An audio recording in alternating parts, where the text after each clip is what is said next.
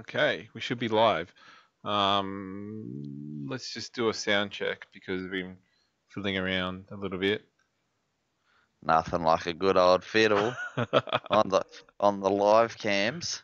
All right, sounds good. Okay, so welcome to episode 32, which should have been done in Japan, of the Clutch Kick, but I think I stood you guys up to go meet a friend, one of the FD Japan drivers. Wanted to go out for dinner, and that was on the Wednesday night that we usually do the stream. Come on, mate.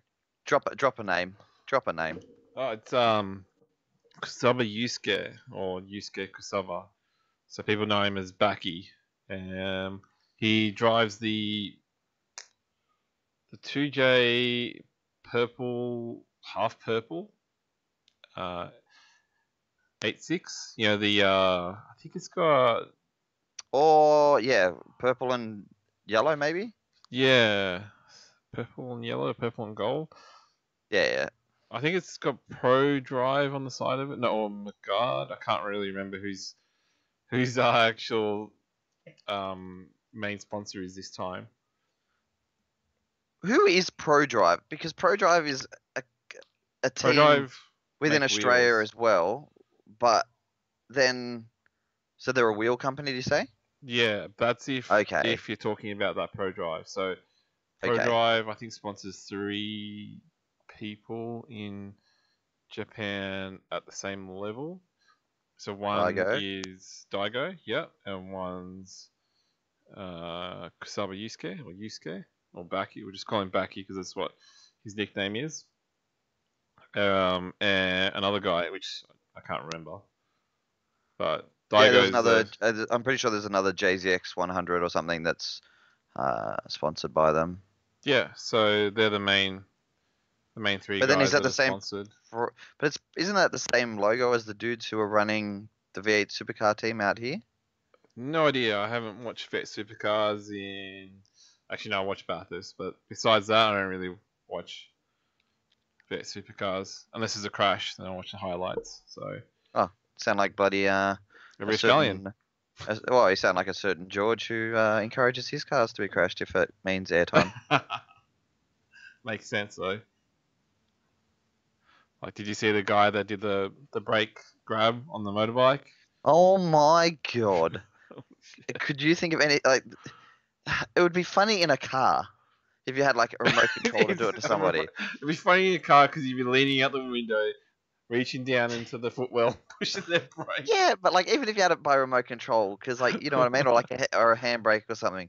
But is the lever on the lever on your handlebars is your front brake, and then the foot pedal one is the rear brake. Yes.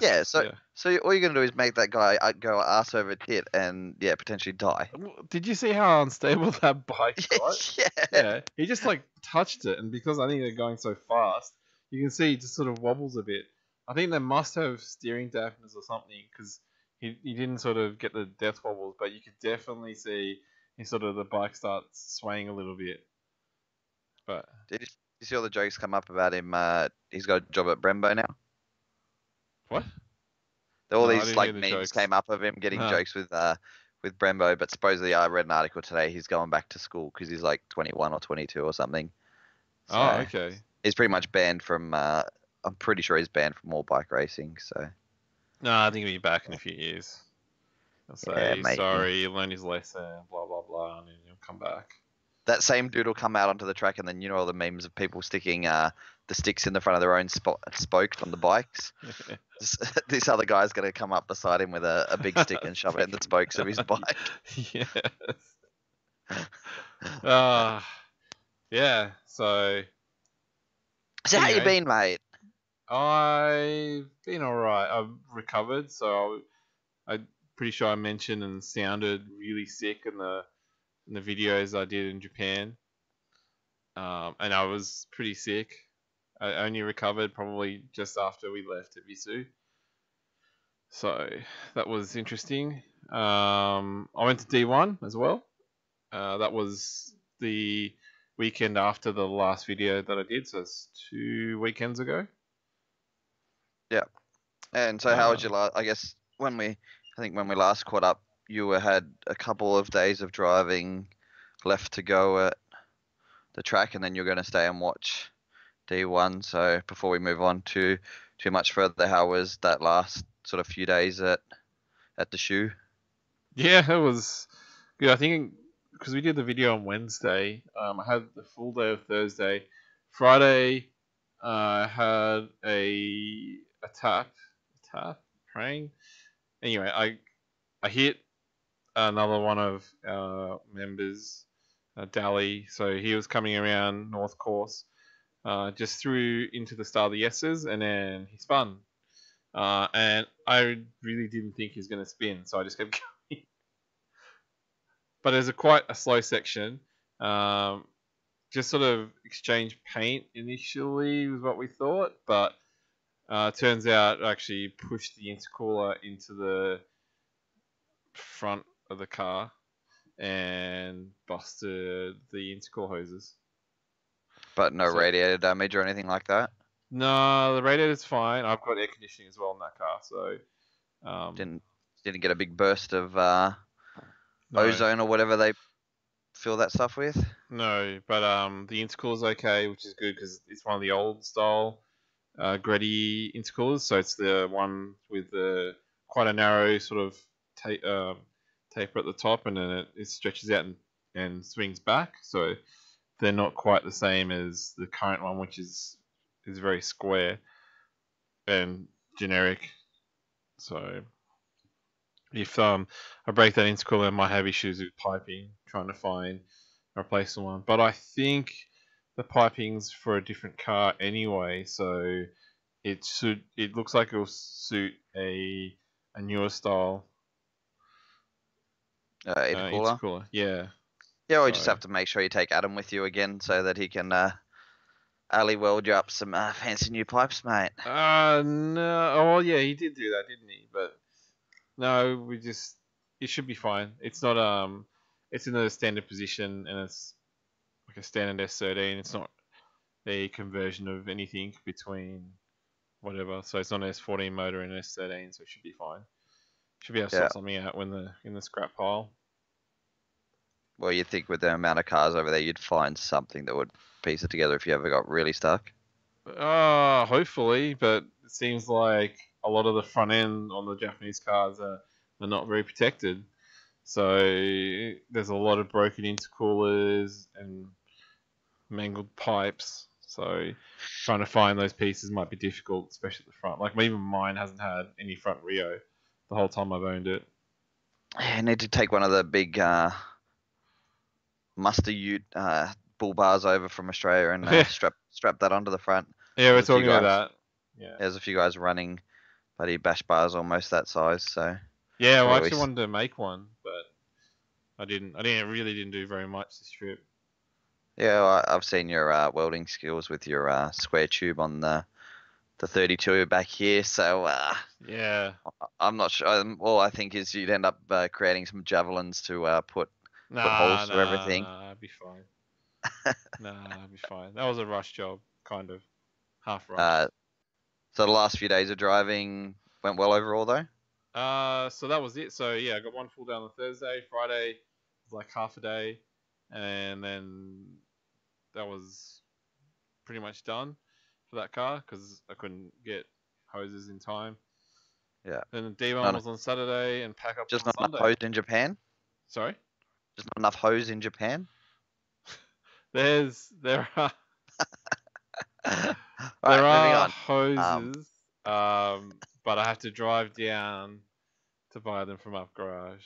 So Have to get all the hose from up garage. All right. And then D1, I saw you guys posting some pictures of cars arriving. It looked like the GTRs, the Toyo GTRs, roll in Gerg fashion with their smaller wheels to get on and off the flatbed trucks. That makes me feel pretty good.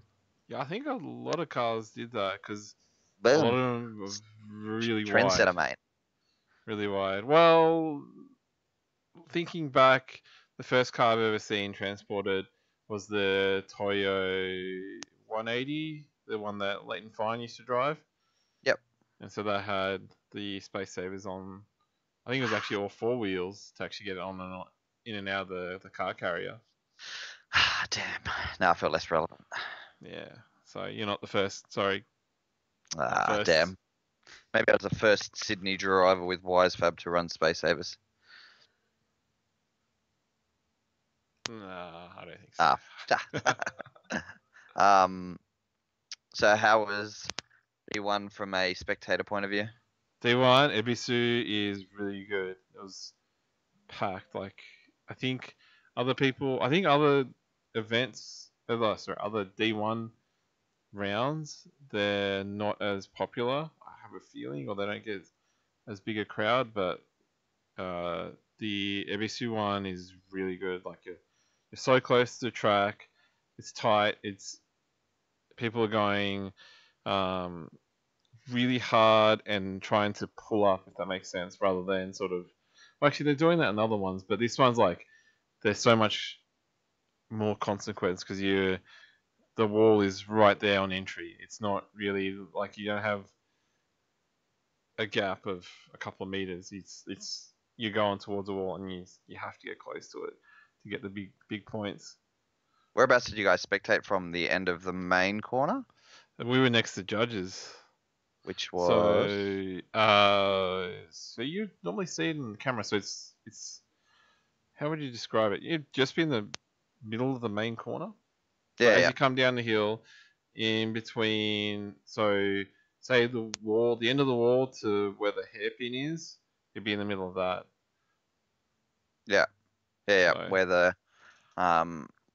Where all those foam bales and stuff go, right? Yep. Yeah. I mean, there's not that many left now. Most of them are tires, but I think they move them around for events. So normally when we drive on there, they're just tires. And so do you think that, I guess similar to a competition being run at Archie, where things are a little bit slower, I guess, compared to some of the, well, I guess for D1, definitely slower than most of the tracks they're going to now. But the fact that as a spectator, you're sort of sitting right in and over the top of the track in most spots. Yeah, you're really close. So, well, obviously you're on a stand, but if you were on the wall, you can reach out and touch the cars. Yeah. And the wall's just like there at the end of the stand. So it's really cool, and I know some people like high speed, but like ultra high speed or really fast. But this thing is fast. Like you watch them come over the crest, and there's no way I could do that. Not the speeds they're doing.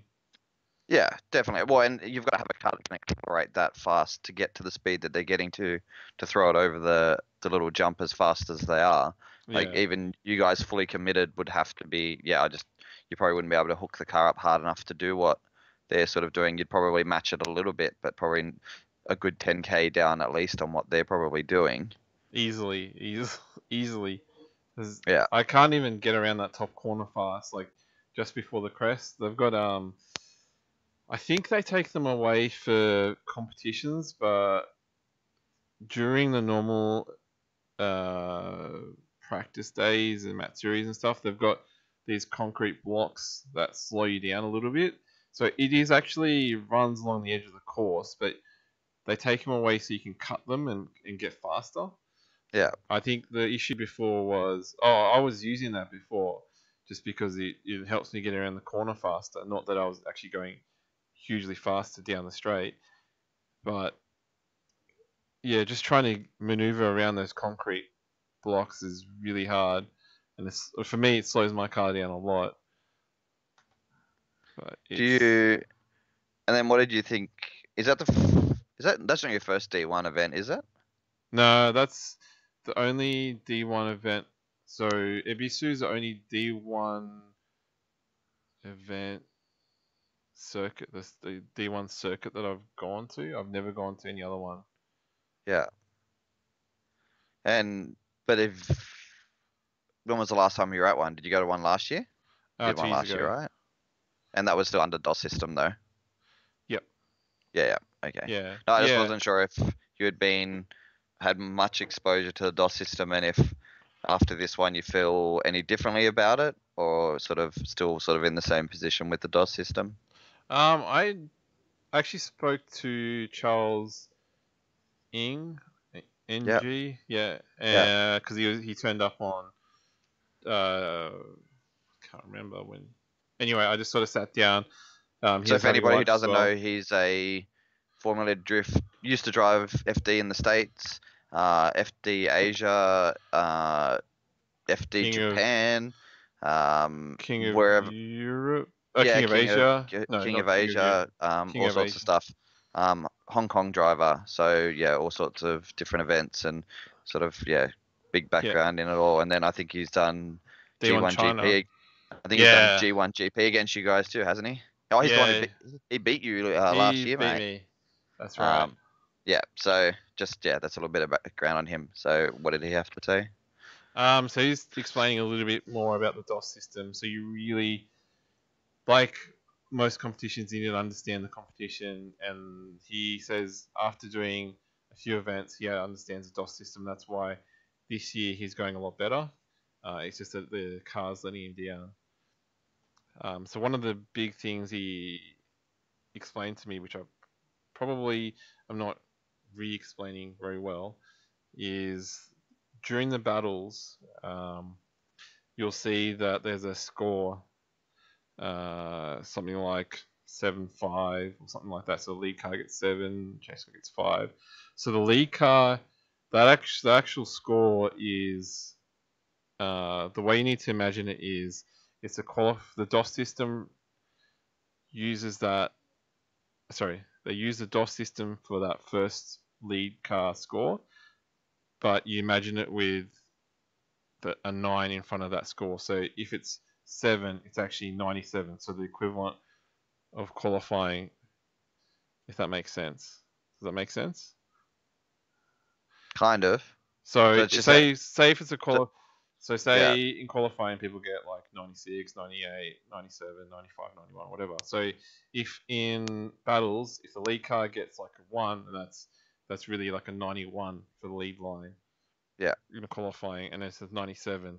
And so from there, what happens is there's human judges for the chase car, and in the briefing they set out criteria where you can gain and lose points. So say you get, they might say, because I don't know what the criteria is, you will gain 1 point if you're within 2 meters of them over the jump.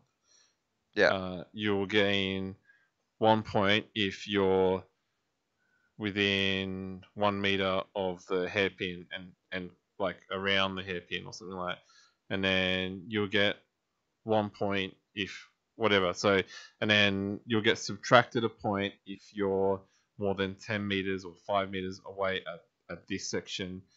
You'll get subtracted half a point if you're blah blah blah. So it goes on like that. So there's criteria like that that's set.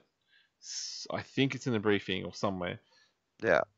Well, And I still thought it was done off the DOS system that was running in the other person's car, and they were using some sort of just GPS positioning to try and work out all that stuff. And then it was just human judges who would take points away if you ended up dropping two wheels off and all that sort of stuff. But I guess yeah, at EBC that's that's not what I really an issue. thought. But that's what Charles said it was. I'm hoping that this is because I was kind of really quickly But either way, eating. even if it's a Yeah, human judge or not, or a electronic judge, if that's it doesn't. I guess that's irrelevant to where they're gaining and losing points because it would just be potentially put into the other driver's DOS system where their distance matters and where it doesn't matter throughout the course, considering it's all sort of um, or designated on the computer already. But what did you think overall of now that you've seen it a couple of times, how they sort of run for qualifying? It's the lots of solo runs to try and make your way into the top 16 sort of battle thing, and then the next day or later in that day where they sort of have the main battles for the guys who are already sitting in the top 8 of the championship. yeah. It's so as a show, I think it's good. There is a lot of well, I didn't really feel it, but there was a lot of non-drifting time. But usually during that time, we're out looking at the cars or looking at the trade stands. Like we bought, there was a tool shop, like a tool trade stand that we were looking at, and they have some interesting things. I'm pretty sure they're available here, but they're just some of the things it's quite difficult to get and well, unique. So there's one thing I bought I thought was really cool. It was a ratchet spanner keyring, and it was only the ratcheting end. If that makes sense. Yeah. So and it's 10 mil. So I think it'd come in very handy, but I've already lost it. So I'm sure it's in my bag somewhere. But it's a ten. I've just it- opened my bag and just like emptied it out It's here. it's a 10 mil. You're supposed to lose it. You're just lucky you didn't lose the whole bag. Yeah. um. So there's that. Looking at the other cars, um, there was a few interesting things. Like I went with Adam for part of it, and he was sort of making comments about some of the fabrication they've been doing. There was one, if you know the FC, what's his guy's name? He's coming to World Time Attack, driving the Knights something car from South Australia. Yeah. Drift Samurai. Yeah, so he's got a FC, but he did a RX, an FD rear diff suspension conversion. Yeah. And it's similar quality welds to what I do. Yeah. Just get it done. But I guess for a lot of those guys, that's not like how much fabrication work actually gets done in Japan in general. No, a Like, lot. But then, yeah, you look at another car, like you look at, say, what's a good example? So you look at someone like, Daigo's Yuyo, Blue Worlds. Daigo was Daigo there? I can't even remember. Oh no, I think that might have been one of the same rounds as one of the Russian rounds. Yeah, so there was the Toyo GTRs are really cool. They Yeah. were there was also something else that was really nice. So Yurio's brought his S15, but it wasn't the one with the GTR engine. It had an SR in it. I think it was an SR, a VE one. I can't remember. And then I was looking at the guy that's sponsored by the anime. He had a normal SR in there, so non-VE, and I think it was a older turbo as well. I think it's all sort of blends in. I have to look at photos. I can't really remember that well. Yeah. And so you look at their cars, and their cars, in comparison to this FC, was quite well built. So yeah, it was really cool. I like looking at them. But then how competitive was that FC compared to like Not very. I was gonna say don't compare it to the Toyo cars because I think they're on sort of your next level of development with the amount of money that's been thrown in behind them and the fact that they're fairly well factory backed on a few levels. But what was it like with sort of cars of a similar or lower spec compared to others? Yeah, some of them look like garage builds. Yeah, that's Yeah. right. But they were still interesting in a different way, if that makes sense. Yeah. It's But more most like of those guys aren't really making it outside of the qualification rounds though, right? Sometimes, but you're right. Yeah, the better back cars have in the competition more, but that's probably makes sense because they actually do well that they're better backed. So Yeah. yeah. But that FC was interesting because apparently he gets a school to actually do it. So it's actually So like university or it's like college. yeah, it's like a shop class Yeah, project sort of thing. so they're doing stuff, and he's just sort of driving the car. Like I think it's his car, but he's getting people that are going to be future mechanics to do this do the work on his car and he drives it. So I thought it was really cool, and like the conversion they did, even though it's not the prettiest looking thing, it didn't it worked. It didn't fall apart, and it's good that they did it, kind of thing. And it's almost like, yeah, if this guy can do it, then so could you, rather than looking at one of the Toyo cars and you're like, wow, this is like impossible for me to do it by myself. Yeah. Yeah. So you kind of appreciate it in a different way, if that makes sense. Yeah, of course. And I guess we sort of have a similar style here with through all our comps. You sort of get the same scale of difference, I guess you'd say. It'll be interesting to see with Erin being over with you guys if now her 8-year-olds at school will now start building her drift car and maintaining it for her, and she can sell that off as a shop class in primary school. It's just a shame. I think she teaches in a fairly rough area, so all she'll probably find is that parts are missing as opposed to parts being installed. I don't know Sydney well enough to comment. But maybe she'll advance up to a high school or something in a nicer area and just sell it as a shop class and just have them look after a car. I'm not sure Adam would let that fly, but maybe I should become a high school teacher, and then then I wouldn't have to worry about working on my own piece of shit or paying anybody to do it. You could try. But you're right. I don't think Adam will let that fly at all. Nah, he'll go and fix everything. And then overall competition. Competition. Yay, nay. Yeah, I didn't understand it because apparently I didn't look at the scores afterwards, but the competition itself was good. The finale was, I think the guy crashed out, so yeah, it's kind of a letdown. I think, or am I thinking of a different comp? I think he crashed out. Come, mate, you're there live.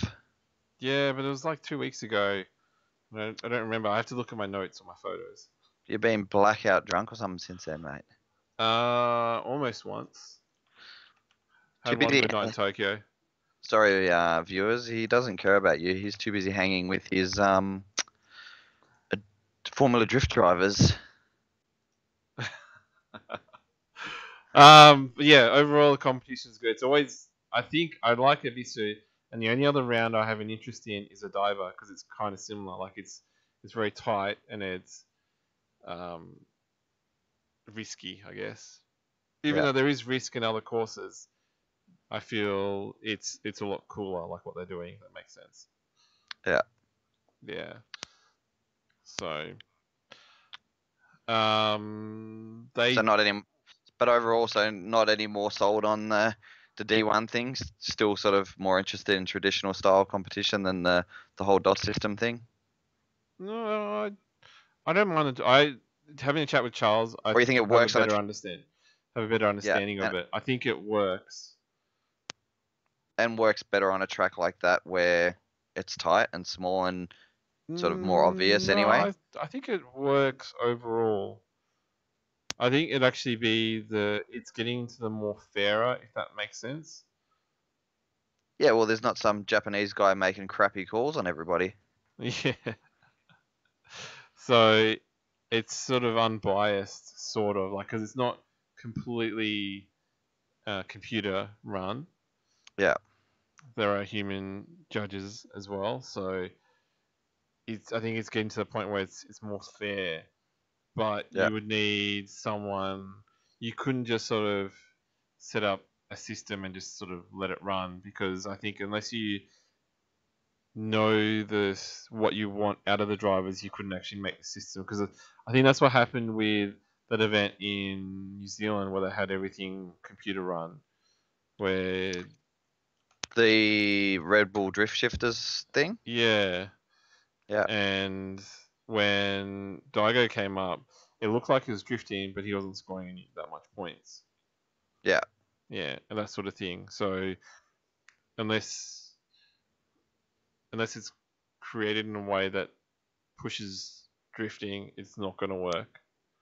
Yeah, well, and they just ran another one of those over in the UK, and was won by Gaz Wider and from New Zealand, and yeah, I watched that, and it's interesting to sort of see because yeah, it was more about, well, no, I guess it wasn't more about. It's all about hitting the proximity sensors. There's nothing to do with angle or speed. It's just purely how many of those you can link up, um, and sort of collect points. And on a tight course like that, you have no choice but to pitch on a bunch of angle to sort of make it work through that course. But it would be interesting to see that mixed with sort of a DOS system or a drift bit, and a sort of a mix between sensors on cars and sensors off cars to, I guess, determine where they are on a track would be good. But FD did the whole proximity sensor thing for a while when they were sponsored by, I think when Oracle Lighting was actually sponsoring the series, and they had the red lights along their clipping zones, and they would go green if somebody got close enough to them. But then it became again like the brake light on the front of the car, where then everybody started passing judgment on, didn't you see that, that light came on, so it should be a point, or that the light didn't come on even though the person was dragging their rear bar along through a zone and the light not changing color, and too many decisions being influenced, or too many reactions being influenced by too many physical indicators, I guess. Yeah.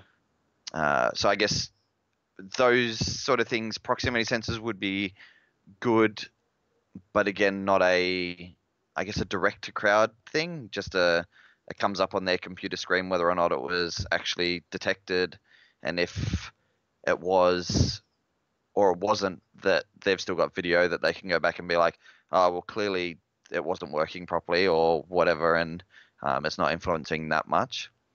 Yeah, I think having all that technology is good for Decision making. Yeah.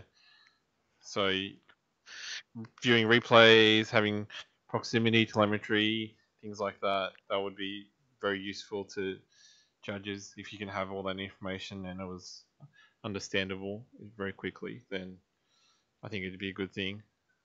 Yeah. So. But and then even, I guess, us trying to get this crap started every week, there's so many little things that can go wrong with trying to set up the technology, that even the most basic, what should be the most basic setup, the smallest things can stop it from working properly. So then all of a sudden you could lose a whole bank of proximity sensors that is hugely reliant on. Yeah. Your whole judging system could be hugely reliant on it, and it just doesn't work. Yeah, that's right. Yeah, it's funny. I've never heard of a failure with the D1, the DOS system. So yeah, but I think it's different when it's somebody's giving me crap in the chat. What are they saying? Is it me, or does Grog look like the South Park World of Warcraft guy? Yeah. The guy that sits like. I'm like, I'll just let you guys get a close up of my boobies. Yeah, I guess when it's a physical unit that's not being hit and not being manipulated and all that sort of stuff, it's no different to an ECU or a just I guess a GPS navigation system or something. So I would imagine they're well manufactured pieces that you don't and they're not constantly being unplugged and replugged in, or like the actual, if you've got to line up proximity sensors, you're having to grab and remove the whole unit and unplug and move it into another spot. It's impacted by weather and all that sort of stuff. All they're sort of it being impacted by is the heat and the movement of the car. And I'm sure if the car takes a big enough hit, the unit probably takes shit. It would. So from what I saw, there's a box on the passenger side, the car that you can actually see from. So this was on a 4-door car that I was looking at, so you can actually see from through the window, and the controls are sticking out, and then there's a unit on top of the roof. Yeah, I've seen that. Yeah, and I think that's it. I don't think there's anything else that's plugged into. No. So, it could be Pretty. affected and it could fall off. Yeah, but then I think I guess there's probably stipulated in their rules that if something falls, if your unit that's sitting on the roof falls off the roof, that it's your own fault for not securing it properly and that sort of thing. So Maybe, I don't know. I don't even know if they come and do it. They install it so you don't fiddle with it, because I know you can't take the unit home. You can't. You have to give it back, and it's all very locked up. I think so. They don't want people to hack it or get some yeah, sort of well, advantage out of it somehow. yeah, it's always the risk. Um, So yeah, and then the rest of the trip, you got last week we were going to do an episode, but you got stuck in Japan. Osaka overnight Yeah. or for a couple of days because Mother Nature decided to chuck a Serena Williams and have a tanty. Yeah, that was interesting. So apparently it's not been on the news very much here, but it was in Japan. A typhoon, like a huge typhoon, came over Japan, and it came over Osaka, and that's where we were staying. And it was the biggest typhoon in the last 25 years. So, and Japan constantly gets typhoons. When we were there, they had 3 other typhoons. There was one when I arrived. They had a double typhoon at some point, but they just didn't affect us at Ibisu. I think we got a little bit of rain. Maybe it was a bit windy one day, but that was it. And then this one, we were just like right in the middle of it. Luckily, most of the other guys had left, but there was 4 of us in the hotel. Actually, no. Connor left as well, so there's only 3 of us left actually. 3 of us left in the hotel, and this typhoon came over, and huge amount of rain, huge amount of wind, like, and just combine them both. Like the rain was pretty much going sideways. It was pushing everything around. It's probably better just to look up the videos on the internet somewhere. So There were you get definitely chance. there were a few floating around. Yeah. And it flooded the airports which we were meant to leave, and our flights were cancelled before the typhoon came through, because there was the prediction, and it came through about the time we were meant to take off as well. So it is probably a good thing that it was cancelled. So the airport was flooded and destroyed. We wouldn't have any more clutch kick. I would have jumped out in a parachute or something. No, I always survive somehow. It's weird. I'm not sure that's how that works, but okay. No, yeah, you're right. I'll figure it out. I'll do the Jackie Chan thing of like inflating the life raft and just floating down in there. We'll just say that's what I'd do. Oh, Jesus. I would love to see that. Well, you guys, so I think on one of the videos that I saw, a boat ended up smashing into the bridge that sort of crosses over. Yes. That's part of the highway to the airport or whatever. Did that impact you guys actually getting out of there? It would have, yes. So the airport was closed, but the airport was flooded, and the terminal was flooded, and all the equipment was just underwater. Yeah. So it's a man-made island. That was the only bridge. They wouldn't let people on the bridge as well. So the next day, when they were evacuating people that were stuck at the airport, they drove buses over the other side of the bridge, because only one half of it was broken. It's actually like broken, and they bussed them to the edge of the island where they got on ferries, and they went to Kobe, and then they got from there to wherever they needed to go. Well, I don't know, hotels or something like that. So just about the storm is like, when we're in the hotel, our hotel is in the middle of the city, and it's a big, I don't know, 15, 20 story hotel. So we didn't really feel the effects of the typhoon. We had friends messaging, saying where they were, like around Osaka, and they were saying that it sounded like or felt like the roof was going to rip off their house, and there was so much like noise, and while we were sitting in the hotel and just sort of with the double glazed windows, we couldn't really you could see what was happening, but it really didn't. We didn't really get the full effect of it. If that makes sense. Yeah. Yeah, and then I think the coolest part of that, just looking up, because the eye of the typhoon came over Osaka, so there was actually like this calm time, maybe about 15-20 minutes, and you look up and you can actually see like the clouds spinning around, and Yeah. So when you're in the eye of the storm. yeah, and it was like there was things floating around, but you could actually see the clouds just like turning, and it looked really cool.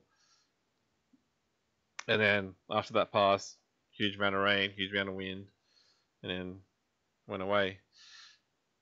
And I then went out, yeah. and you managed to fly out of Osaka though, no trouble. No, no, couldn't get Okay. out.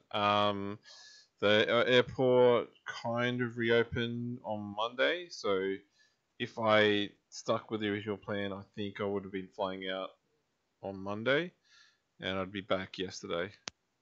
Yeah. But Jesus.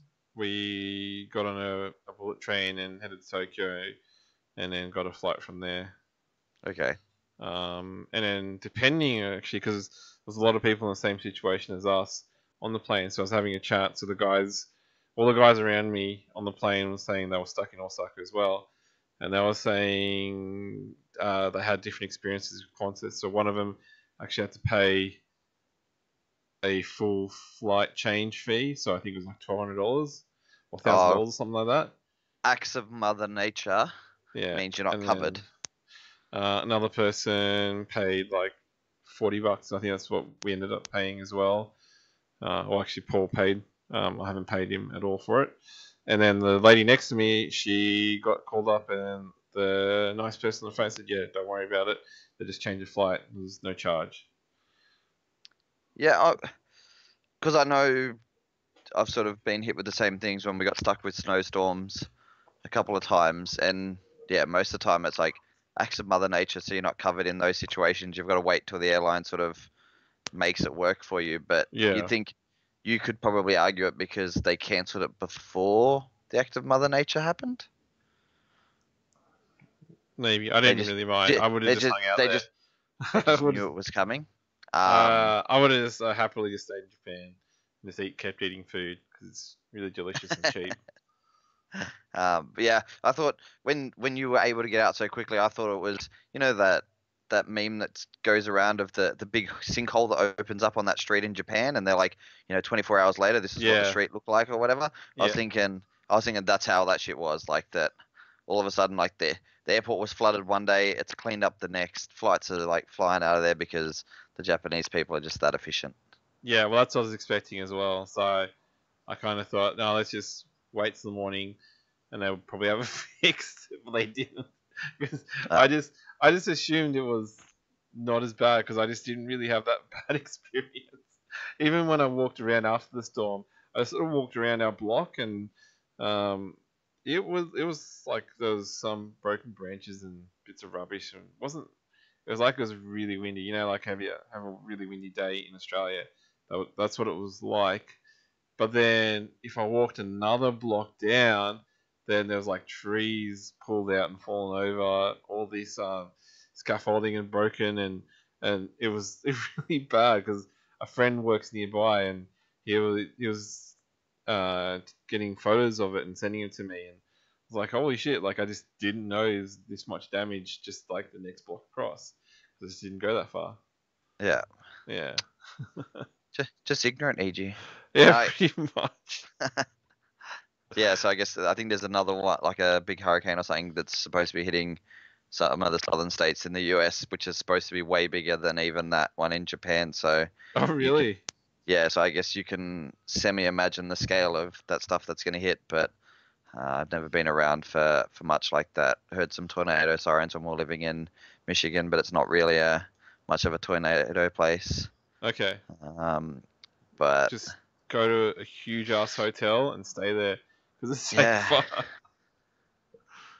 uh, yeah, so yeah, a little bit scary.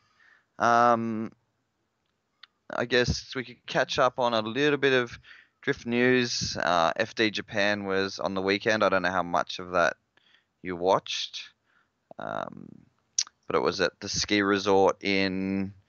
I'm not going to say the name of it, but Oh, you should say it like Ryan Sage does. I don't ever know. It's like Obi Oh. something or other. Obi-Wan Kenobi ski fields or something. Okay. And Mad Mike was rest in peace again on the fact that his car broke in the final. Yeah. He That did a really sucked. good. He did a really good chase run on the first run, and then left the line, headed up the hill, and just before initiation, the car died. Yeah. Would it ever get announced what actually happened? No, I think the car just died. I can't even. Was it Manoa? Yeah, that's the husband and wife, right? Yeah. He was the other driver in the final, and he thought they did a Formula D actually did something pretty cool this time, and I haven't seen them do it before. They did an interview with the winner of the round after the event. So they had Robbie Nishida and Andy and two of the judges speak to Shinji after the event on the Facebook page, and they just did like a 3 or 4 minute interview, and they were just talking through it all. And yeah, he's like, "Oh, I thought I had come up to the side of him too much and blocked him on entry, and that's why he had pulled out, and they had red flagged the start of the run and all that sort of stuff." And I just thought it's the first time I've seen FD do that, because they haven't done it with the US series, and I don't know if that was off the back of something that Robbie was trying to make happen, because Robbie's been doing some I guess tech Video talk stuff. Yeah, over in the FDUS thing, and I think maybe they're just using him to test a whole bunch of ideas, and I actually really enjoyed it. It's sort of a mini version of the press conferences that you get from all from all your other major race events, which is something I think FD could sort of do with, considering there's so much more drama that sort of comes along the way with drifting that you sort of remember. With some of the racing series, there's a few big moments, but every moment in a top 32 competition could be a significant moment. So it can be interesting to get some sort of, I guess, more personal level type stuff. So hopefully that becomes a regular thing for both FD Japan and FD US, and then a few other places start to follow suit with that sort of thing. Because I think it's something that's missed, and I think drifting is probably one of the few sports that's got the coverage that it's got that doesn't do some sort of post event press conference for your top 3 guys, top 4 guys. So yeah, I really wish they'd do that sort of thing. Because Formula 1's always exciting when you get that sort of thing. It's like, yeah, today wasn't my day, but somehow I won the race because so and so dumb idiot crashed into so and so dumb idiot, or they win and they're like, yeah, I smashed the crap out of him. Depends who it is. Of course. Yeah, because he's that guy, Raikkonen. He's hilarious when he does his interviews. Yeah, and there's the Finnish guy. Yeah. And otherwise, there's a whole bunch of people that are 2PC, and they just say, "It's unfortunate for this guy," and whatever. They had this issue, and then we had a good race, good team, blah blah blah. Thank you. That's it. Yep. No emotion. I'd like to thank my sponsors, my mum, and the dude who did my tire fitting. Yeah. Yeah, but I thought that was pretty cool. The track itself is, I don't know. It seems to work well. I think they hold drift events there, so it's basically the access road and a car park at a ski field. I guess during the winter it's a ski field, not during the summer. Duh. And I think they run other drift events in one of the bigger car parks throughout the summer, because it's now been renamed to be like Ski and Motorsport Park or something. So yeah, overall pretty interesting, but again, a fairly tight track. I would say in a lot of ways, other than the fact that it's got a big run up, wouldn't be any bigger than a figure 8 or a archer field when it comes to the actual corners being drifted. Just the fact that they've been able to extend the run up area a decent distance to get some good speed up the hill. Yeah. And then the space is a good confined space and makes for tight battles. Yeah, on paper fairly boring track, only 2 long sweeping corners, but just a few sort of tightenings and widens throughout that to make it a little bit more interesting. But yeah, overall I think it's a pretty cool event. I think they're down to last event now in Okayama and Middle of nowhere. Matt, yeah, and Mad Mike's Oh sort wait, of. no, Okayama's not the middle of nowhere. It's the other place. Okayama's. Yeah, no. I think. Well, it could be. I don't know. Haven't been there, so not sure.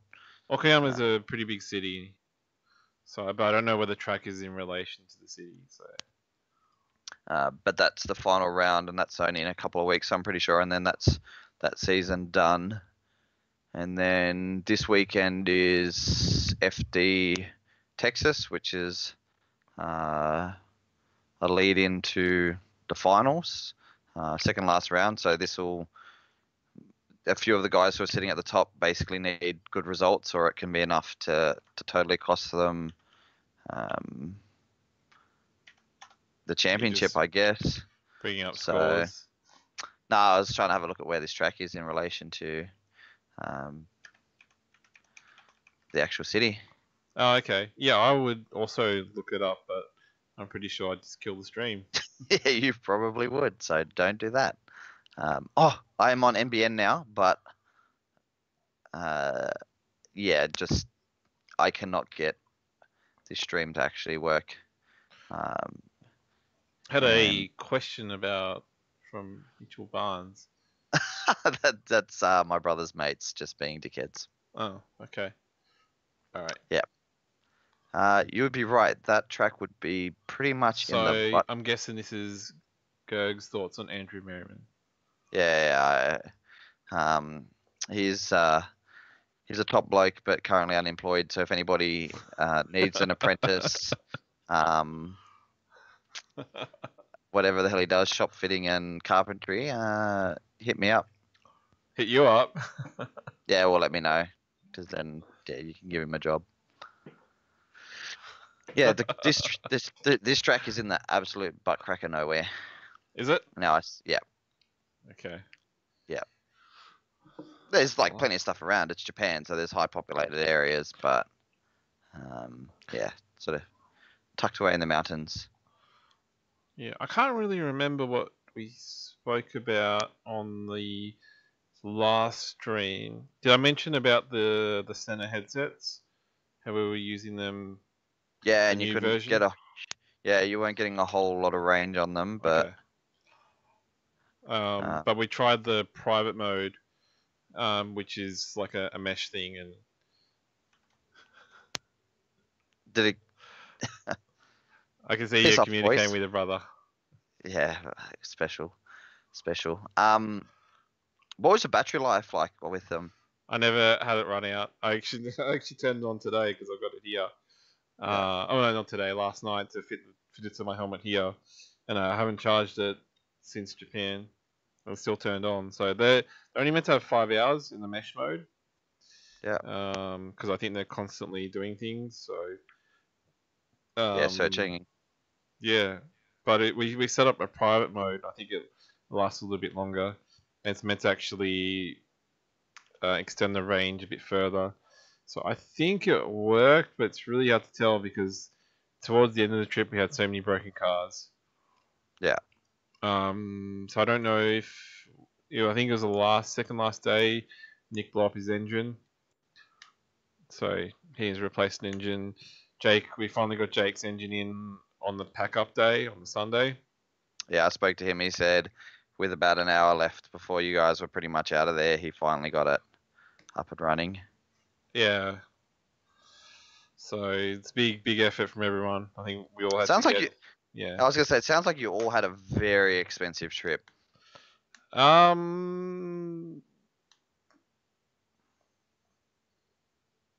It depends. I think it sounds like it was one of your harder trips as a collective.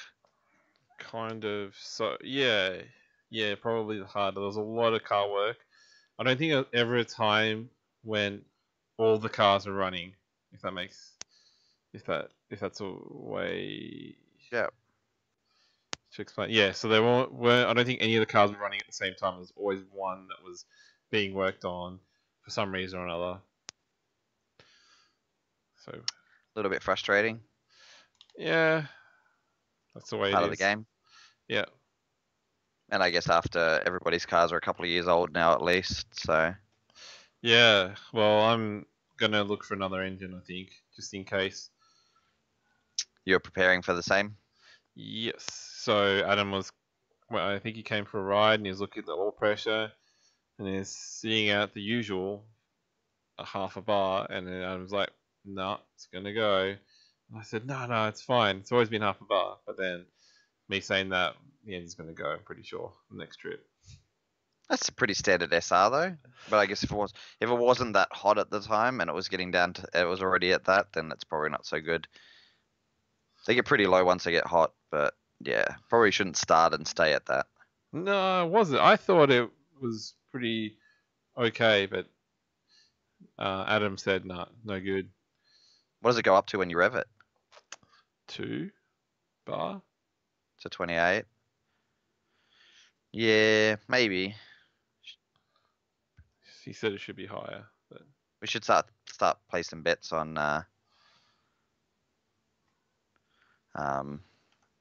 maybe. how long it's gonna last. So when's your plan for the next one? So you still planning on doing your driving trip next year, or you're burnt out after this one? Overspent a little bit. I probably should find ways of spending less money here or something, or recuperating money. I don't know. We'll see what Yep. happens. I don't think it's going to happen. The other issue is actually we did go out because I don't think we spoke on D1 night. We went and checked out the famous street light spot. Yeah. And had a chat with the guys there about the possibility of us buying cars and doing things like street light inspections, and then they're saying like, and cars are getting expensive in Japan, especially Sylvia's. So the recommendation is probably a 180, so which is not too bad, but it'd be pretty lame 180, I think, for the amount of money I could afford. Yeah. Yeah, so Maybe that's the couple of years down the track plan. no, I'm keen to do it sooner than later. I think Oh, so yard sale at EG's coming up. maybe I was considering a little bit, but then nah. And then my place would be boring if I got rid of everything. You So can just start be you can start hoarding again, but yeah. I just need to get rid of some junk first, and then we'll assess. Get Steve to pick up his 2 cars that are left here, and actually no, we'll just say 1 car because I want to keep the other one.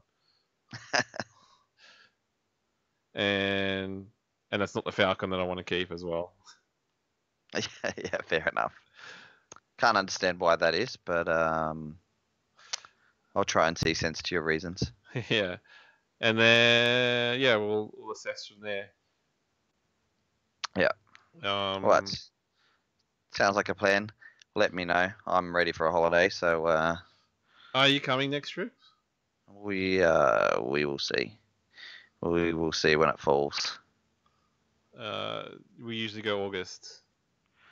We will see how we go. The worst part for me is that's middle of season for most of my competitive kids, but we can make things work potentially. You could do like a part trip, so you come over for say like 8 days. Nah. If you're gonna go, you gotta go, mate. 8 days is probably enough. Nah. So, because we were there for 2 weeks and it gets pretty tiring. Like you need a break. You need Yeah. Oh, you mean like 8 days at the track itself, or yeah 8 days? Yeah, 8 but days of I, track. I I mean if you're gonna do your driving tour. That. Okay. Yeah. That would be. So the initial plan for that is just to do the normal trip, but just have cars. So we wouldn't travel too far away from there, if that makes sense. Yeah, fair enough. Because if something happens, all our tools and our spare parts are in Ebisu. So kind of want to test the cars out, do anything we need to do, fix the cars, maybe have to repair when things go wrong. Like you blow a motor. or you crash into something because there's no runoff. That too. Yeah. And so it could turn out that it's like way too difficult to do, or after, I just don't know. Maybe you Yeah. can't get someone to store the cars. It seems like there are people telling us you won't be able to find a car park anywhere, but other people sort of said you can do it, or just pay me and I'll sort it out for you. Typical Asian country style where somebody knows somebody. Yeah. But yeah, it's pretty tight on space, and every storage is pretty cheap. So, but very full, very full. We have our first bet on how long your this is a private message to me Yeah. from an Irish guy who spent some time in Australia and now spending some time in the US, Paul McCann. He's saying $50 on less than a day. That's a day. Oh, okay, that's easy. I'll take that bet. You think it'll last more than a day? Yeah. Yeah. All right, Paul, you're on, mate. There's your first. He'll take you on the $50 because that'll go towards his new motor.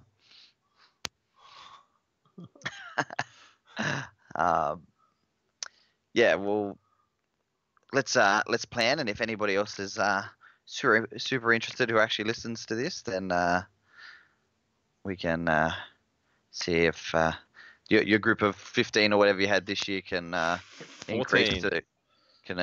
to a group of 30, 38 or something. Yeah, had to sort that out as well. That was a big group. It was good, but also complicated at the same time. Well, everything in that sort of area is fairly small too, right? Like they're not expecting groups like that to show up to places. So No. Yeah, they're not. Well, it's not just that. You kind of have to plan if you have. I think if you're that size group, you need to pre-plan a lot. yeah, sort of call in advance and be like, we're expecting, we're coming here on this day or whatever. Yeah, I think that would work out. But then at the same Who time, if you do that pre-plans too food that much, early? if well, you could, but then people get pissed off because I pre-planned a trip with just 3 people, and one person got annoyed, so you can't really. And then the next trip, 3 different people. I sort of left like huge amounts of space, freedom. Like you could do whatever, and just sit around the hotel or like don't know what to do because it's better to have it pre-planned. I think Yeah. so that way you're doing stuff, and then just sort of take the complaints afterwards. Because I think after you come back, then like, oh yeah, that wasn't really a big issue, but they just sort of complain at the time. Yeah. Yeah. So What's the plan now? So you're on budget drifting. we've been on budget drifting.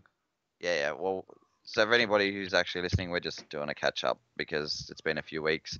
Next week we're gonna try and secure a guest. I think Ty might come on and speak about his trip to Poland, even though I've noticed that he cheated on us already and spoke to another organisation. But more than 4 people might see it on this one.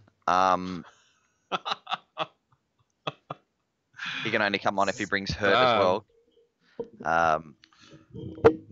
So what's the plan for now? So no driving locally for a little while? Haven't decided. I don't even know if I'm going to make Revo Day now. I've already given my trailer away. Are you going to watch, or are you not even going to go? Funny thing is, I was away for 4 weeks. Actually, 4 weeks and 1 day, and I still had leave left of 1 day. So. Did you work too hard the rest of the time, mate? It's weird. Anyway, whatever. We'll see what happens. Yeah. Well, at this stage, if I'm not driving, I'm not going. But at this stage, it's not looking great for me. So. I want to go. I want to go even just to help out, watch, do something. I would do that, except I'll be depressed as hell that I still haven't got my car running. So Why don't you come and grab this black S13 non-turbo thing here? it needs work. I don't want to have to work on a car because then I could work on my own. All right, we'll do the work so it runs like a normal car, just non-turbo. And then What? and then You can drive it. I'll have a think about it. We'll see when my parts arrive. SR non-turbo sucks, by the way. Yeah. The only NA car that I've drifted was a Supra, so I'm And imagining they're it's pretty a talky. I didn't have too much trouble getting that on figure eight to hold the whole track. So, yeah. Hopefully my parts show up either end of this week, early next week, and I can have it organised Are by you waiting for the plenum? No, my intake arrived. Okay. So basically, we found, I don't know if I've explained the story. We found cracks in the intake runners on my genuine Freddy intake. And we found a crack in number 2 Wakefield, and then when it came off to get repaired, there was a crack in the bottom of number 4. So there's a good chance that that's potentially what's cost me a motor and why it called the last year the car started acting all retarded. And we tried to repair it, except typical shitty cast aluminium, whenever you try and repair it, basically the crack just kept chasing the welds. So I bought another genuine Freddy. You bought one? No, it'd been on somebody else's car. I've got like 2 here. No, well, yeah, you were on the other side of the planet, mate. And I spent a day sort of dribbling it out, cleaning it up, because the exhaust, like the intake ports are really crappy, and then my throttle body is too big for the standard hole. I went to put the throttle body on and realized that a couple of the holes were absolutely threaded, and yeah, I just cracked the shit and said that's enough. So I went and bought a very expensive genuine Grady one, and it arrived from Japan last Sunday. Yeah, surprisingly, if people didn't know, DHL delivers on a Sunday. So I got my overnight parts from Japan last Sunday. Is that through Streeter? Nah, just through JDM Accessories, because I wanted it quick, and they said that they had one on through Streeter. I know it would have saved me a lot of money, but they said they had one on the shelf in Melbourne, but they didn't have one on the shelf in Melbourne, but they sent it to me with no freight charge. So, okay. And it came fairly quickly. And I ordered the 70mm, expecting the bolt pattern to be the same as my bigger throttle body, but I just wouldn't need to sit there and Dremel out the intake hole.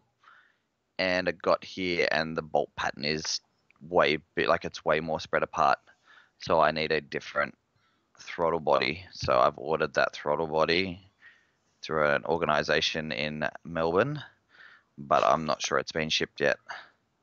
So yeah, hopefully that all lines up, and all I need to have done is the Plasma Man flange welded onto the throttle body, and then it all lines up and I'm pretty much good to go. And then just a quick check up on the tune, or even just drive it, log it, and then send it through to the guys who tune the car and make sure it's all good. What's wrong with stock? You're telling me right now, mate. You're telling me. I do not think you realize how, if I didn't feel like I was so deep with this car, it's ready to go. Another story to tell you after that. All right. So now I have a genuine Grady, and I just have to get motivated to put it on the car, and then hope that everything lines up. I tried to buy a 350Z the other day. Oh yeah. A week ago. What happens? It was $3.5 grand. Wow. It was currently not running. What's wrong with it? Oh, okay. It cranked, but it didn't Yeah. start. Okay. So I did a bit of research, and it would only be a few basic things. But sadly for me, I wasn't quick enough to get in, and I was second in line, and it seems like the other person took it. So Bummer. yeah, that broke my heart a lot because I was looking at it thinking I could have had the diff locked up, coilovers, and all arms done for like, yeah, and had it up and running for probably less than $6,000. So, and then even had Wisefab in it and be under 10 and it still be street registered. Yep. But nope, I missed out on that one. So if anybody Oh. who listens to this bought that car from underneath me, that's for our visual listeners only. That was a couple of birds. So I'm still on the hunt because, as you said, yeah, I'm looking at the stock life. I also we both just received a picture from Blake and Patterson from the Marvel Drifters, who's on one of our early episodes. He has just picked up a pretty stock 180 SX, and I think that's going to be just another practice fun car for him. Do you think so? So I think He so. didn't really say anything about it. Yeah, but he said he's joining Team Red Stage, so that's what I sort of figure it is. Oh. Or he's just okay. gonna make it look shit. Okay. Shots fired. Shots fired. We'll see. I kind of want to fix up the cars here, but time and money is an issue, so we'll see. We need to set up a Patreon, mate, so that people can just donate to. We don't do anything interesting though. We need more hours in a week to be interesting. Yeah, We've got to work actual jobs to be able to pay for the interesting things to do. Maybe you can just drive interestingly or excitingly or have interesting cars, and I like stock cars because they just keep going. Kind of, they do die, but they don't die. They don't seem to die as quick as like performance or heavily modified cars. Yeah. So yeah, I really don't know what Blake's gonna do with this. It looks pretty straight. Probably has rego. But isn't that a CA front bar? Maybe, I don't know. Is it? Maybe he can. I think so. He's not listening, is he? No, I don't think so. I think the pig nose ones are a CA front bar, I thought. It's 4-stud as well. Yeah, I want a 180. I can never get one. You have a 180. It just doesn't run. No, I don't. That one was like, yeah, I should have registered that, but I didn't. So. But all that needs is a refreshed motor, and you're good to go, mate. No, it's pretty. Oh, did you see that motor that up. was up for that SR that was up for $1,000? The one that I tagged Rob in. I don't know. The black top, like it was like had a black rocker cover.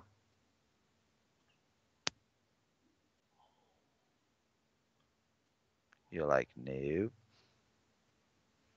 No, I have no idea. Okay, all right. I'll send that to you privately, mate. Okay. I would imagine it's gone now because it was still running and supposedly had good compression. So yeah. I wonder how much Blake got that 184. Actually, he would have got it cheap because he always low balls, just like me. yeah, he would have said, "I'm a vegan. Please just give it to me cheap." I'm not sold by his trailer tying down techniques, but what's wrong with it? Well, I think he's only used one ratchet strap on the front.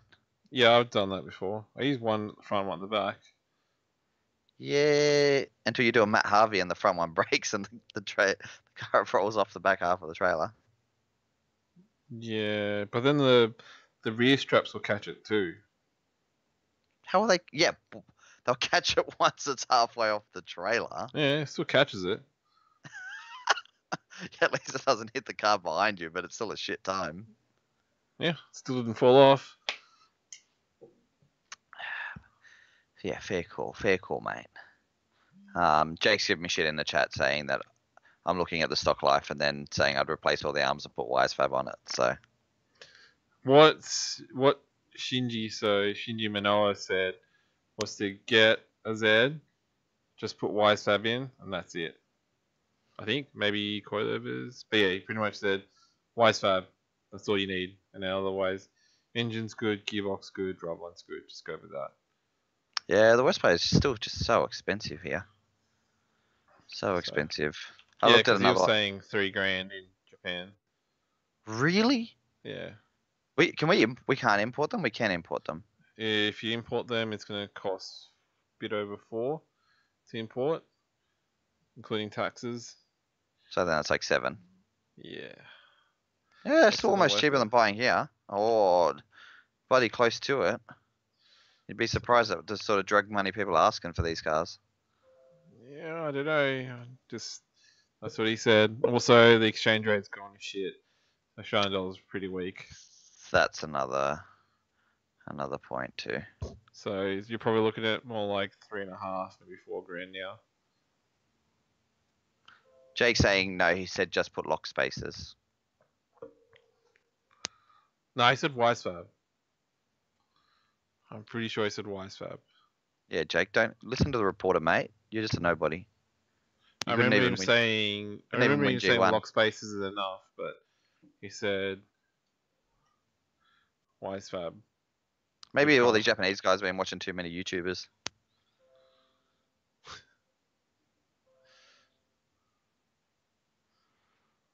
Are you gonna try and be ready for? Oh, okay. So a little bit of stuff that we haven't covered.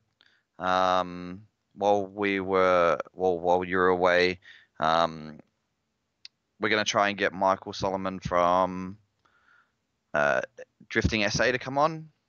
He said he's more than down to come on. He's just waiting for a little bit more information on the whole bend thing. Once they've sort of got a little bit more information on how practice days and stuff are going to be structured, he called me and spoke to me a few days before the announcement was made for the state series. Yeah.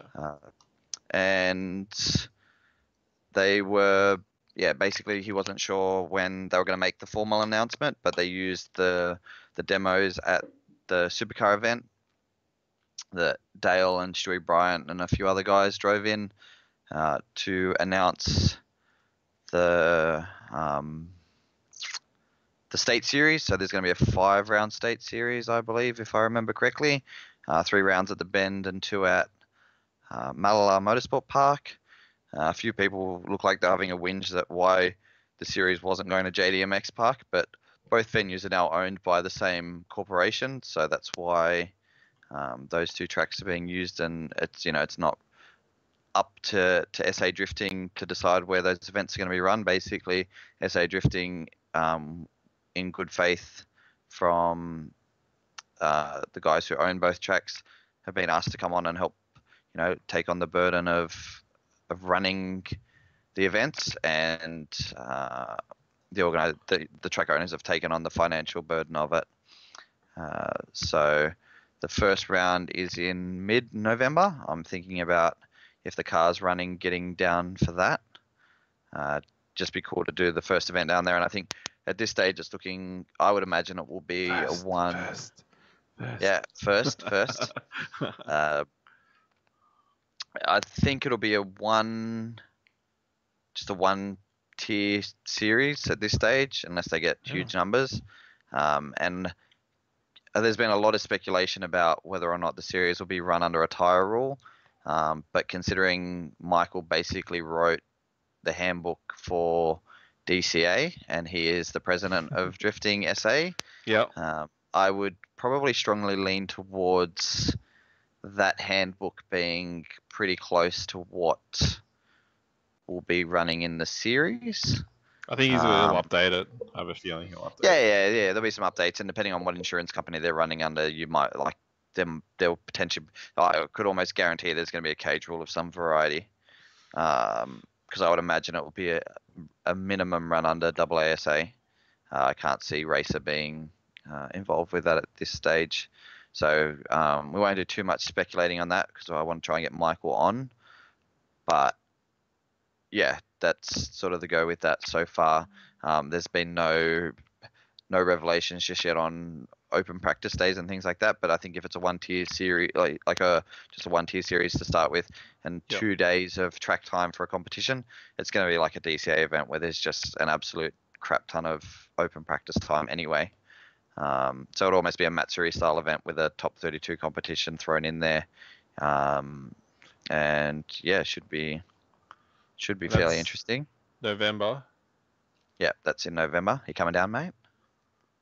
I'll pick you I up on the know. way. I I'll know pick you Nick up on the way is through. keen to go, despite what he's stated in the past. That he had. Well, I think he said he'd drive any comp as long as you weren't judging it. Yeah, pretty much. So that's it. So when you get asked to come down and judge and have your trip funded, then he's going to pull out. November November 17 to 18. Oh, jeez, that's like 2 months away. Yeah, it's pretty soon. I don't think I'll have an engine by then. It's alright. You can drive mine if it actually works. And I'd want yeah, to they're tow a doing. car down, I think. I'm keen to enter. Yeah, fair enough. But Make it up, money, mate. yeah. I need an engine. Give me your engine. No. Because I'll change it back to stock. It is stock. Yeah, but I'll take all that crappy turbos and manifolds off it and put the stock ones back on. I'm okay with that. Just I have the manifold still sitting there if you want it. No, I don't. I just, No, the intake manifold I meant. the You stock have all one. that anyway. Yeah, I have stock intake manifolds. Okay. So that's the news on SA. There'll be more coming out soon, and as soon as Michael can give us a little bit more on it all, then Michael's going to come on and share a little bit more. Their demos at the Supercar event went off really well. Typical drift demos at any big event. As soon as there's racing on, people sort of wander off and do their own thing. As soon as drifting comes on and people hear the cars, everybody sounds like they made a beeline for the fence. But they did two demos, one on Saturday, one on Sunday, and it was just the 6 cars, 2 at a time, On one the lap main each track? on the big track. Oh, wow. Nobody's turned a tire on the small track just yet. Oh, okay.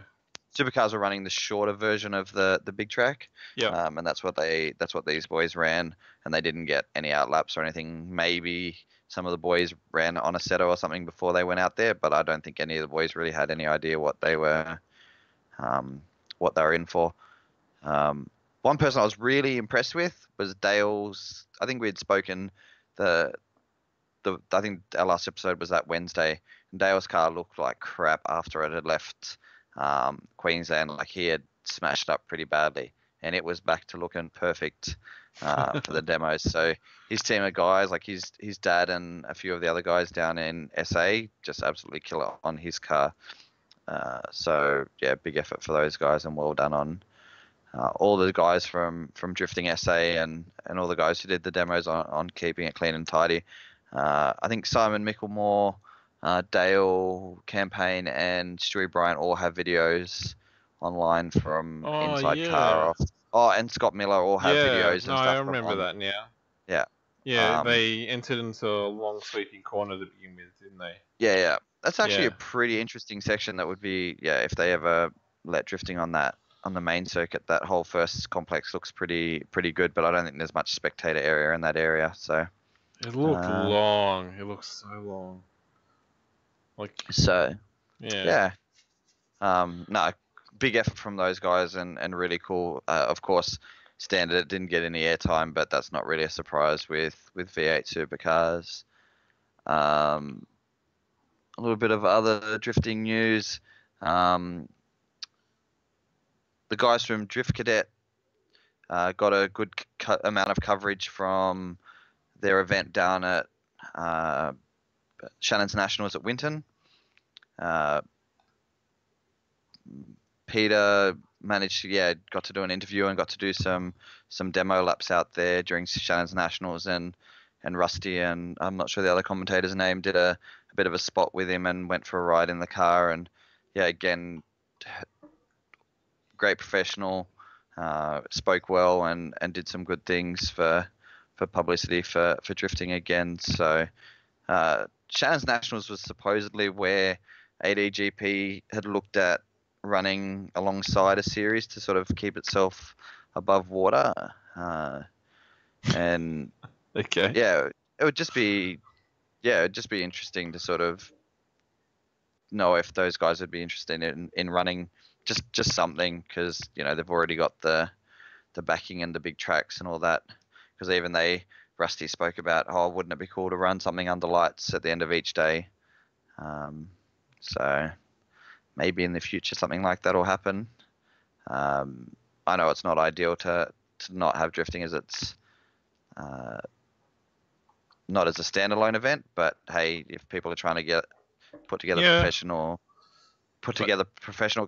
race cars and make it like a D1 spec or an FD spec where guys are like, I guess, getting proper sponsorship, then that's the sort of platform you need, right? That's right. But I think maybe those type of events will suit not the sort of standard knockout competition, but maybe different things. Like, you remember in West Australia they did like drift games or something like that. Yeah, And just then more battles.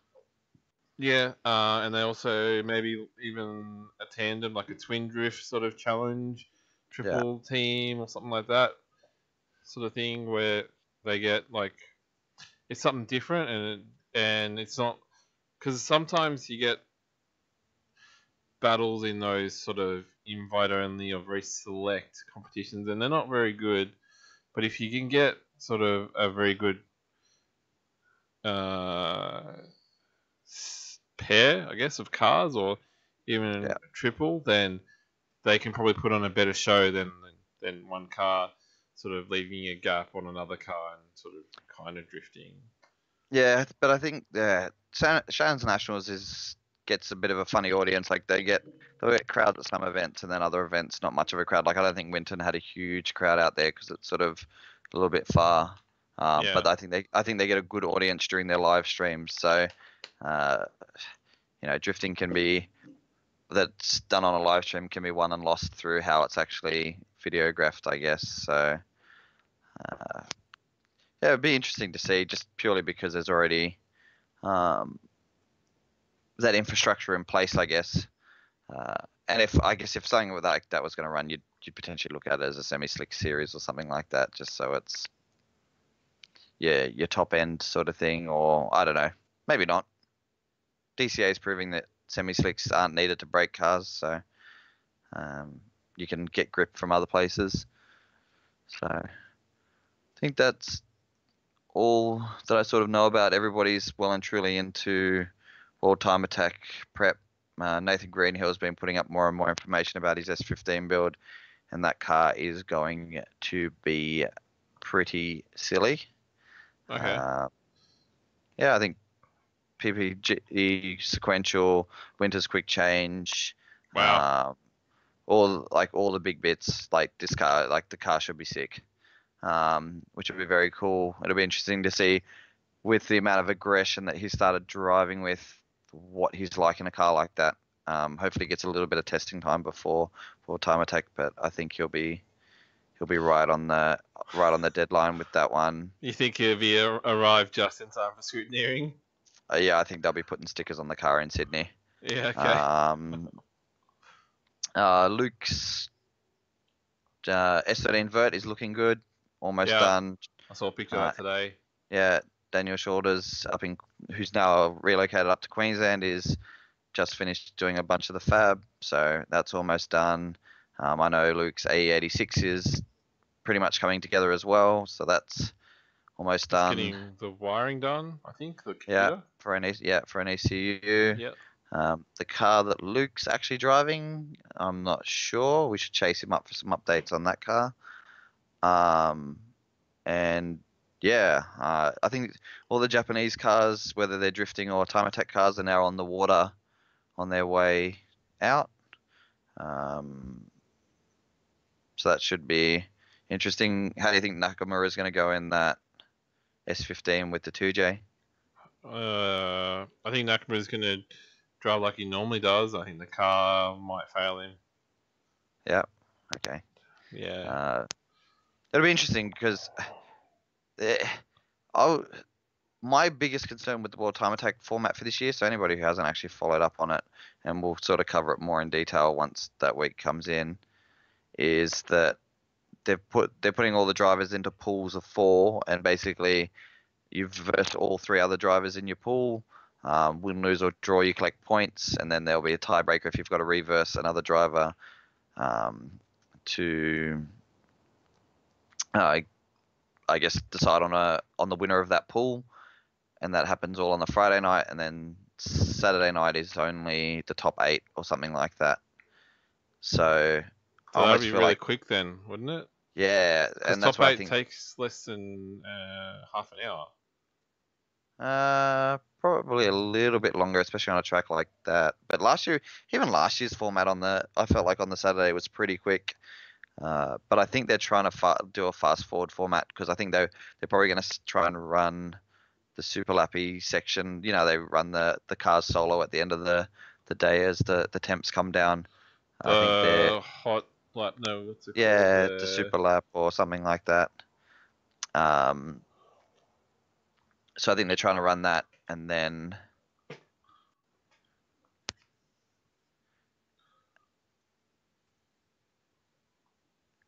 Are you reading something? yeah. Okay. I'll answer that question in a second.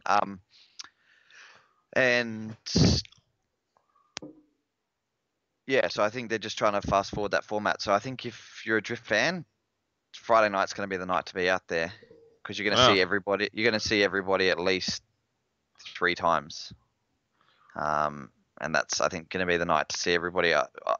Saturday night, maybe I'll try and chase up some information and find out if drivers are going to get to do demo laps or anything like that on that night as a filler, which would be kind of cool. Get a couple of decent trains or something going between the battles, like for the guys who didn't actually make it through, especially with a lot of the guests coming, like a lot of coming from overseas or over from New Zealand.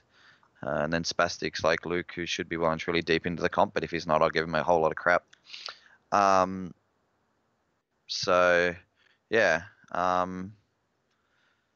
One of the guys in the chat has asked, what's the view on Greenhill going to a brand new build and different chassis before World Time Attack? I'd be nervous, but he's a sick driver. Yeah, I agree. I don't know. Nathan's gone from strength to strength in the last, since I met him and started doing DCA at the start of last year. Every round he's improved and his aggression's improved. And I think he drove a practice car, but I guess it was a 32 up at JDMX Park. Seemed to jump into that with low power and all that, and didn't struggle at all, and seemed to drive well from the videos I saw. So I'm not sure it'll be too many problems. I'm not sure. I think he might be going to a Coastal on the steering setup, but I have a feeling Greenhill ran a McPherson style setup in his Skyline in Queensland anyway, so that's not going to be a huge change. It's just going to be a slight dimension change now, I think, plus, yeah, you know, all your bits and bobs.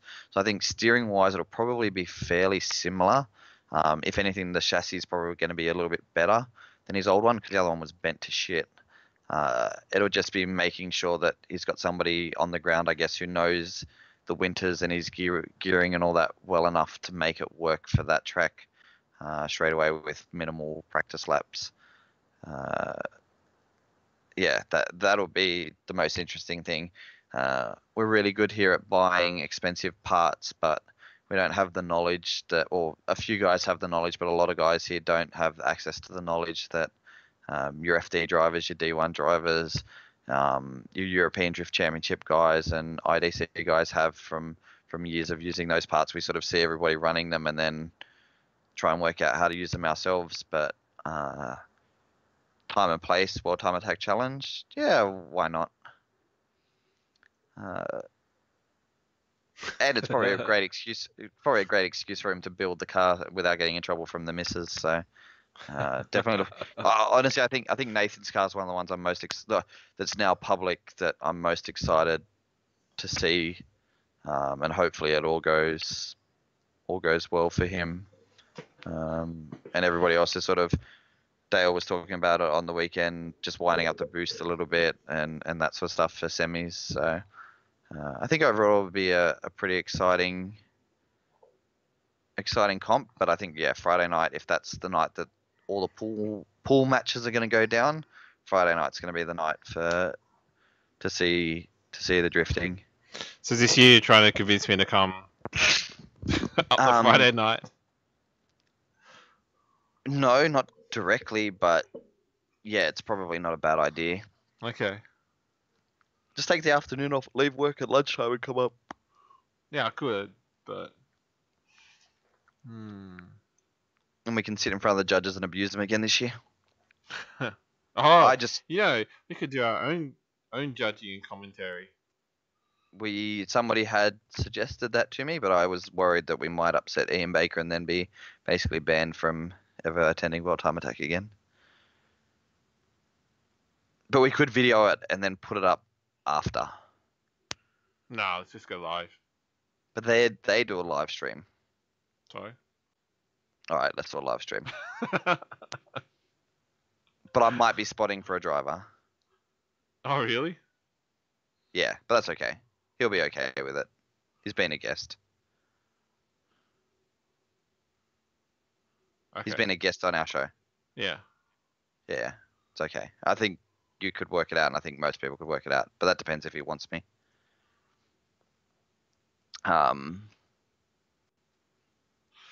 Okay. Cool. So. Yeah, I think that's. Trying to think of anything else that's sort of gone on. We're going to get back into regular organising guests now that we're sort of up and running. Greg's got to work out how to make a live stream work. That's what we were doing earlier today, because now that I actually have decent downloads and uploads. And I'm never going to get NBN. NBN. No. Maybe in the next 200 years, the government's changed again. Since I was away, I didn't even realise, but we have a new Prime Minister. The week of after the long. Do you guys have the Queen's birthday long weekend in October? We have Labor Day in October. Oh yeah, that one. Is that not Queen's birthday? I don't know. Maybe that's Labor Day long weekend. The start of October. Yeah.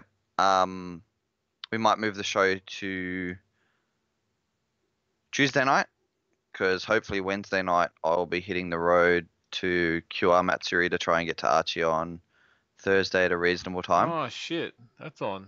I didn't realise. Yeah, it's that soon. Hence why I might skip Revo to just make sure the car's okay. You need to shake it down though. Yeah, I could do the figure eight night, Australian Drift Club figure eight night on the 29th of September, which would be sort of the week of leaving. So yeah. Okay. Yeah. You're not doing any other, because I think it's the Hit and Run event. Glory Days is this weekend. So if you're around Port Macquarie, go up and have a look on this Saturday. And then there's Glory Days. And then there's Spring Jam and Spawn, which are back-to-back weekends in November. What a dead state of drifting. Yep. Drifting's definitely dead in New South Wales. Yeah. I've entered Spring Jam, but whether or not I do it is another question, because I kind of want to get down to the Bend instead. But we shall see. And I need to get a car running. So if anybody wants to come and help me work on my car, just let me know. Do you want an NASR20? I've got 3 of them here. I'm not sure I would take an NASR20 down to the Bend. I would potentially take it to QR, because I think that would be funny as hell. I don't think I've got anything else here. Or I could bring my car down and we could pull the motor out of it and put it in the 180. Yeah, we could do that as well. It sounds like a lot of work though, so let's not do that. Nah, it's not that long. It'll be a lot quicker than Jake's one, which took 9 days to do. 9 days, Jesus. Yeah, I think his motor blew up on the Friday, and then it was up and running again on the Sunday the week after. So he was, I didn't even realise he was pretty much sitting around the whole time. I think he did drive someone else's car during the week, but yeah, he really didn't get that much drive time. Yeah. So. And yeah, so QR Matsuri this weekend is Vic Drift, which if Mitch Jeffrey gets really desperate, I might be going down with him on Friday, but we shall see. Desperate for Yeah, a cuddle snuggle buddy. yeah, pretty much. Okay. It's because I'm chubby and he wants something to hold on to. Because his daughter's a little under the weather, so Oh, um, okay. if he needs me, Yeah. I will potentially go down with him, which would be kind of cool. Down at Winton, so I think they're down to second last round of their series. Wow. So big year for them. Yeah. And yeah, so much still going on. Yeah, we've got to get back on top of this. Got to get back on top. And yeah, we've had a few more requests from people asking about getting this onto a podcast streaming site, and it's something we will talk about in the background and try and make it happen. Yeah. And yeah, now that we sort of had the break, we'll try and find some motivation to make some things happen and try and get it going properly again. And yeah, again, if people are interested in coming on, please get in contact with us. Yeah, or if there's people you want us to speak to. I know a few people have messaged me requesting us contact people, and I'll start trying to get in contact with some of those people to see if they're interested in coming on. Some of them might not be, but I can only ask and hope people will come on. So yeah, I think we should probably wrap it so it's not too long of a shit talking episode, but I think that's sort of where everything's at the moment.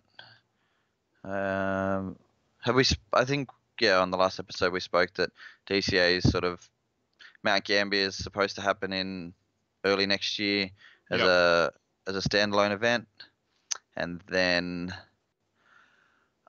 they're basically taking a break until late next year for that series, and then that's sort of all that's happening as the year goes on. There's a couple of rounds of High Tech left, and Time Attack. Vic Drift has got a couple of rounds left. D1 WA's got their thing going, and then this stuff starts up in South Australia, which should be very interesting. Oh, that's one we haven't mentioned. Super Matsuri, or whatever they're now calling it, DCA at Symmons Plains, is just after, a couple of weeks after World Time Attack Challenge. Yeah. Jack Shanahan is going to stay out here for that. The winner of a standalone event from Texas may be coming out, depending if that works for them. The winner of an event over there gets a drive in Australia, and that's the event that it's supposed to be. So looking at the event, it was supposed round 3 of the Tassie DCA series is supposed to be over, but a few things sort of logistically just didn't happen. So the Finks made a decision that they're going to run the comp at Underlights at Symmons Plains during their Super Matsuri in late October. So it'll be basically open practice, and then qualifying on the Saturday night. There's also going to be a burnout competition before the top 32 competition starts, and then drifting all day Sunday. So if you're in Tasmania or you've make last minute decisions to go to drift events, this would potentially be a good one to go down for. But hopefully all the locals down there get behind it, and having Jack down there. Jack is a good character, so enjoy having him around there, and then potentially an American down there as well. Just a Pro-Am driver, but another guest nonetheless to show them a good time. So have a look at entries for that, or find yourself an AU Falcon in Tasmania and go from the mainland and already have a car there and go drive. Yeah, flights are pretty cheap from Melbourne or Sydney, but not from Canberra. So I think when I was there, someone got a one-way ticket. It was $35 on the plane from Melbourne to Launceston, and the airport's just 20 minutes away from the track. I think it was. Yeah, it's just around the So, corner. So Yeah, yeah, it's pretty easy.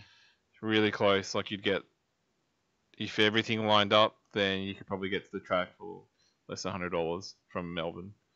Yeah, easily. So yeah, have a look at that one. So yeah, plenty of drift still to happen this year within Australia. D1, FD, and FD Japan are all wrapping up. Dale Campaign is headed over for the last round of IDC Jap Fest, which has, I think, the last round of European Drift Championship. I think Matt Or drift, Harvey's headed over drift. already to the Greece round of.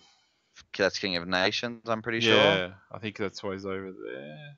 Yeah. But then yeah, Drift Masters European Championship, I think, is last round or second last round alongside IDC's last round. Yeah, that'd be really cool.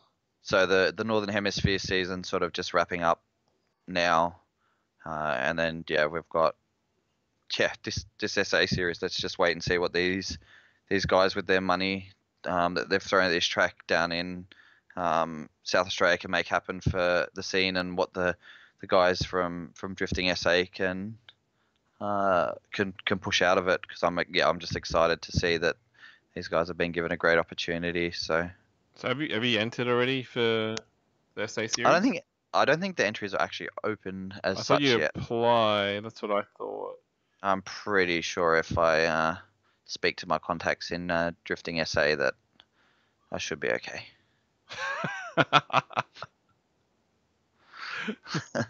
Is that because I know you just come and check the pits out, so they won't actually save you a spot on the track? And considering he called me and told me it was all happening before it went public, so hopefully I'm okay. Yeah, he's not worried. Yeah, he's not worried about me taking a number, and he knows I'll pay entry.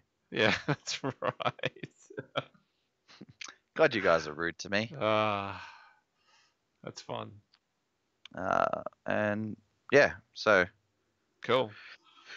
All right, guys, we will catch you on the next one. This is hopefully we've pressed the reset button after a few weeks off with EG, and then hopefully I can get this handled. Also, if you guys are interested, there's a few of us who have been Assetto Corsa drifting lately, and now that I've got decent internet, if I can get it streaming properly, we might do a little bit of streaming of that, but it does get a little bit political. Twitch? Either Twitch, Facebook. No, you swear to me. YouTube. No, actually, you're allowed to swear in Twitch now in the adults only. Are you? Or something. Yeah, I'm pretty sure you're allowed to swear in like the adults. There's an adult section. You can swear. I think that was about it. No sex shows. Sorry, Greg. Yeah, fair enough. Yeah, well, there's plenty of ramming, but yeah, it's been getting pretty loose, but might be interesting to get that up, and then that might be a way of strong arming EG into to jumping on. I have Assetto Corsa. I'm waiting for that $50 steering wheel. I can't remember who promised you that, but I think it was Brent. Yeah, maybe. All right, we'll chase him up. Maybe, or he said that, and someone said, "Yeah, I can get one too." And I'm like, all right, if you find him $50, I'll buy it using Paul's money. That sounds fair. I'm not sure how Paul feels about that, but okay. All right. Well, we'll catch you guys next week. I think at this stage, we're looking like we'll have Ty from Queensland who went over to Poland and drove in the European Takeover event. I think it was. So yeah. Was that the one at the Rally Cross track? No, this is the one that the Hoonigan guys were at, or Hurt was at. Oh, two of the Hoonigan guys. Okay, I'll update you. It's all right, mate. Yeah. I'll update you. I was busy not doing anything but complaining. Yeah, pretty much. Yeah. All right. All right. So that's it, I guess. Yeah. We're gonna do some testing, I think. Yeah. Not now, but yeah. If you see anything random pop up, that's us just trying to teach me to stream. Yeah. And then you can abuse Greg because we won't save the video or something. Yeah, pretty much. Yeah. Good time to vent. All right. Thanks, guys. Okay. Oh yeah, I got to stop the stream, don't I? Yeah, Sorry. that's your job. Yeah. I better leave my pants on for a few more minutes. Yeah. Hang on.